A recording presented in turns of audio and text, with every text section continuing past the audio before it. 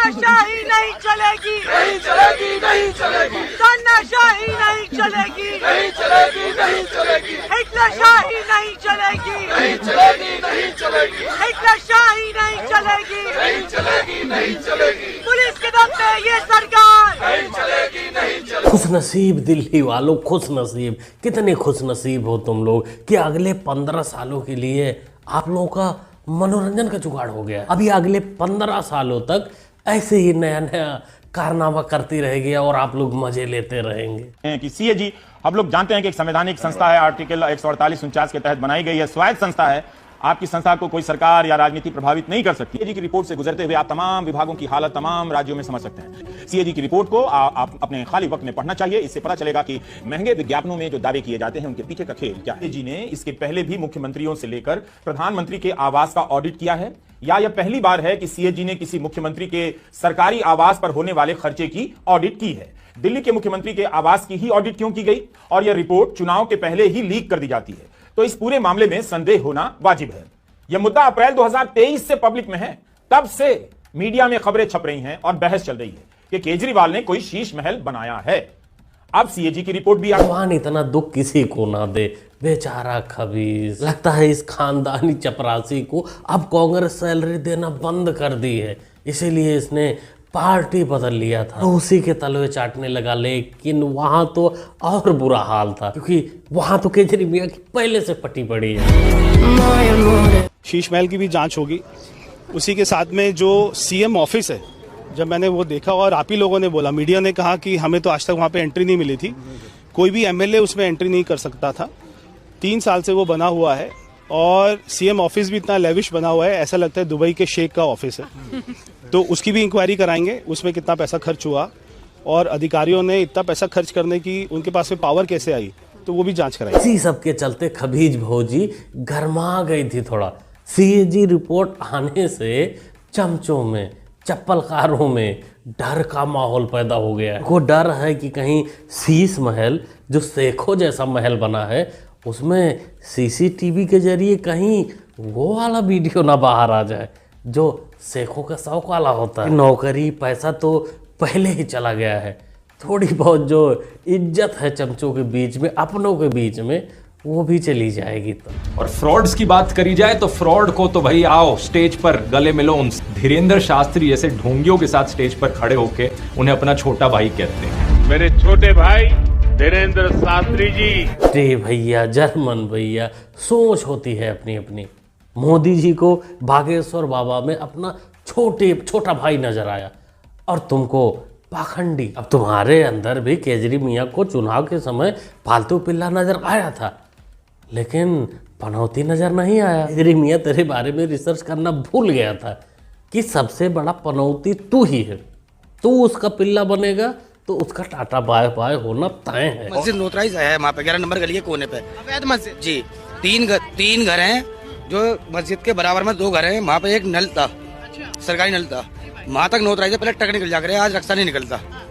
वैसे मैं मुस्लिम हूँ, मोहम्मदन हूँ, जो बात जायज है वो कही जाएगी। क्या नाम हो आपका? नदीम नाम है जी मेरा। नदीम भाई, ये जब मस्जिद पे जो कि अवैध आप बता रहे हैं, इस पर जो बुलडोजर चलेगा तो इसे आप नफरत समझेंगे या विकास समझेंगे? नहीं, वो तो विकास समझेंगे जी।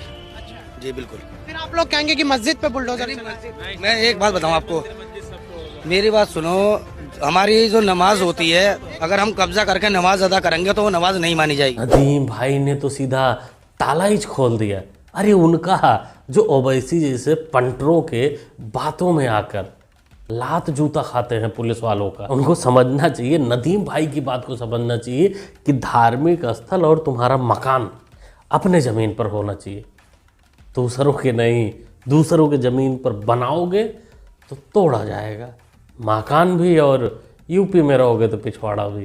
तन मन धन से केजरीवाल भी और दिल्ली सरकार भी पूरी तरह से वक्फ बोर्ड के साथ है।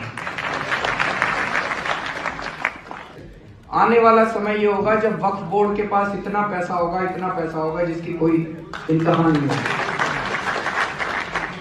जो भी वक्फ बोर्ड को जब भी किसी चीज की जरूरत होगी, दिल्ली सरकार वक्फ बोर्ड के साथ है। इतना पैसा, उतना पैसा, इतना मजबूत, उतना मजबूत, सब वापस करना पड़ेगा मियाँ। उन्हें अपने अपनों को जितना बांटा है, जितना मजबूत कर पाए हो पिछले 10-11 सालों में, सब सूद समेत वापस करना पड़ेगा।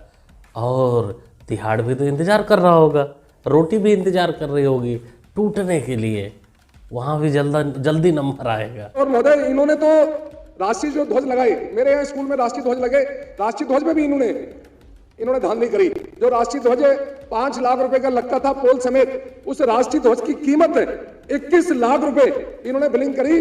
और ये देश में पहली बार हुआ। ये लोग अराजक तो थे ही, पर साथ में ये देशद्रोही भी लोग हैं। ये झंडे की दलाली भी करते हैं, झंडे की दलाली भी खाते हैं। कुछ भी खा सकता था केजरी, इसका कोई भरोसा नहीं था। जो सरेआम थप्पड़ खा ले, अपने माँ बाप बेटों की झूठी कस्में खा ले, सर्जिकल स्ट्राइक पर सवाल उठा दे, तो उसके लिए झंडा कौन सी बड़ी बात थी। उस पर तो दलाली खा ही सकता है। हमें लग रहा है कि सीएजी की पूरी रिपोर्ट आते आते इनके जो 22 एमएलए हैं उसमें से 1, 2, 3 ही बचेंगे जो पहली बार चुनाव लड़े हैं। बाकी सब केजरी मियाँ के साथ में रोटी तोड़ तोड़ के खाएंगे तिहाड़ वाली। कोई निकम्मा कह रहा है, कोई बेईमान कह रहा है, कोई निकम्मी सरकार कह रहा है, तो इस तरह की भाषा का इस्तेमाल नहीं होना चाहिए। इस तरह की भाषा का इस्तेमाल नहीं होना चाहिए। और आपके मुख्यमंत्री ने बोले और ऐसे भाषा का सुन नहीं सकते थे आप लोगों ने। लज्जा नहीं छोटी, निर्जल होकर तुम लोगों ने बदतमीजी सदस्य बैठ जाए बर्दाश्त की। और आज आप सदस्य बैठ जाए। ओपी शर्मा जी, कर्नल जी, आप विषय पर आ रहे हैं या मैं सीएजी रिपोर्ट पर बात कर रहा हूँ। सीएजी पर आइए। बोले हो मियाँ, तुम ही पहले बोले हो। अमाना लुल्ला, तुम ही पहले बोले हो तो सुनना तो पड़ेगा। निकम्मी सरकार चला रहे थे, बेईमानी कर रहे थे, तो क्या कहे जाओगे? साधु महात्मा तो नहीं कहे जाओगे ना। चोरी किए हो तो चोर ही कहे जाओगे। तो हमें लगता है जो आप ये हार गए उनका किस्मत अच्छा था, क्योंकि अगले 5 साल तक ये पार्लियामेंट में पेले जाएंगे जो जीते हैं। ऐसे इसके तरीके से हमारे नौजवानों, वो कहावत याद है कि न रहेगा सांप और न बजेगी बांसुरी। क्या बोला तूने? न रहेगा सांप और न बजेगी बांसुरी। कौन है ये लोग?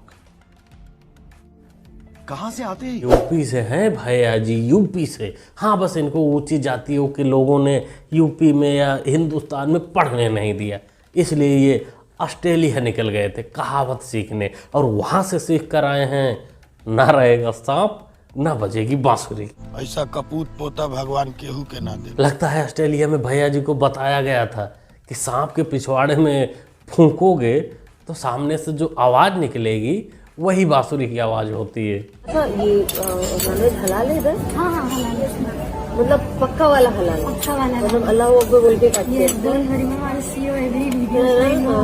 बिकॉज ये लोग कहीं कहीं पे ना दिस से हलाल, पर कैसा होता है अपना वाला हलाल नहीं होता, समझ? जिससे लोग ज़बा करने को भी हलाल ही कहते हैं। तो मैं कंफ्यूज हूँ। सेंट फ्रीजेस गए थे ना, हमें किसी ने बताया तो मैंने सब वेज खाया। फ्यूज मत होइए मोहतरमा, बिल्कुल वेज खाने की बिल्कुल ज़रूरत नहीं है। अरे मुर्गा हलाल होते समय खुद वो अल्लाह अकबर बोला था और बोला था कि नहीं हम हलाल हो गए हैं, अब खाइए। एक कहावत है जो हिंदुस्तान में बना है, ऑस्ट्रेलिया में नहीं, कि 100 चूहे खाने के बाद बिलार भक्त बन गई। इससे पहले इसने काफ़ी कुछ अच्छा खा रखा है अपनी ज़िंदगी में। सना खान जानते ही होंगे इसे, तो बताने की ज़रूरत है नहीं, लेकिन हमें सिर्फ यही पूछना है कि क्या हलाला जब होता है वो भी हलाल हराम देखा जाता है या ऐसे ही हो जाता है? भाई पता नहीं, इसके बारे में सही जानकारी यही दे सकती है। वैसे आप लोग भी दे सकते हो अगर कुछ जानकारी है तो। बाकी इसके बारे में या पूरी वीडियो के बारे में क्या कहना चाहते हैं कमेंट बॉक्स खाली कमेंट में लिखिए, बताइए। बाकी कल एक वीडियो अपलोड हुआ था चैनल पर जो स्पॉन्सरशिप वीडियो था, तो कुछ भाई को लगा कि नहीं ठीक है बीच बीच में स्पॉन्सरशिप वीडियो करना चाहिए, और कुछ भाई को लगा कि नहीं आपको ऐसा नहीं करना चाहिए। तो आप लोग बताइए, अगर करना है तो करते हैं, नहीं करना है तो नहीं करते। अपना राय कमेंट बॉक्स में ज़रूर दीजिएगा। बाकी मुन्ना भाई को सपोर्ट करने के लिए चैनल को कर सकते हैं सब्सक्राइब, जो कि होता है फ्री ऑफ कॉस्ट। सब्सक्राइब करिए, जुड़ जाइए। मिलते हैं अगली वीडियो। Thanks for watching.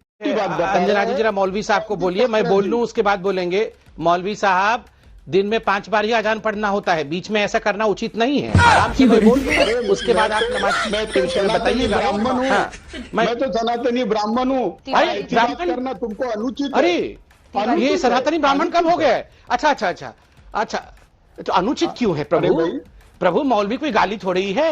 अरे सनातनी जी, मौलवी कोई गाली थोड़ी है। आप